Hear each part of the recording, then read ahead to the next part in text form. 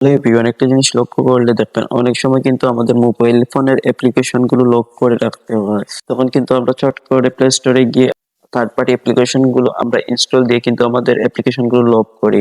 কিন্তু আপনি চাইলে কোনো ধরনের থার্ড পার্টি অ্যাপ্লিকেশন ছাড়াও আপনাদের অ্যাপস গুলো লক করে রাখতে পারবেন। তো কিভাবে সেই চমৎকার কাজটা করবেন দেখিয়ে দিচ্ছি। আপনি আমার ফেসবুক পেজে নতুন হয়ে থাকলে ফলো দিয়ে রাখবেন এবং ভিডিওটি শেয়ার দিয়ে রাখতে পারেন, যে কোনো সময় আপনাদের কাজে আসতে পারে। চলুন শুরু করি। হ্যালো এভরিওয়ান, লক লাগানোর জন্য আপনারা কি করবেন, সেটিংসে ট্যাপ করবেন। সেটিংসে ট্যাপ করে দেওয়ার পর একটু নিচে স্ক্রল ডাউন করবেন, করার পর এখানে আপনারা লেখা দেখতে পারবেন অ্যাপস।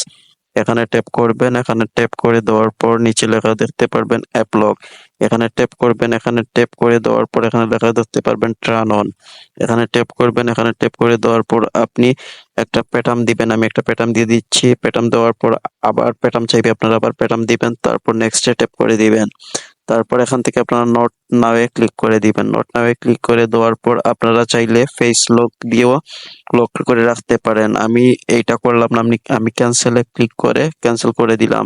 তারপর আপনারা এক কাজ করবেন, সেটিংসে ট্যাপ করবেন। সেটিংসে ট্যাপ করে দেওয়ার পর আপনারা চাইলে পিন দিয়েও এখানে সেট করতে পারেন অথবা পাসওয়ার্ড দিতে পারেন। আমি এইসব করলাম না। এখন আপনারা কি করবেন, যে অ্যাপ্লিকেশনটা আপনারা লক করতে চান সেই অ্যাপ্লিকেশন এখান থেকে আপনারা অন করে দিবেন। অন করলেই কিন্তু আপনারা যখন প্রবেশ করবেন তখন কিন্তু লক চাইবে। আপনারা লকটা দিয়ে সিম্পল ভাবে আপনারা প্রবেশ করবেন অ্যাপসে।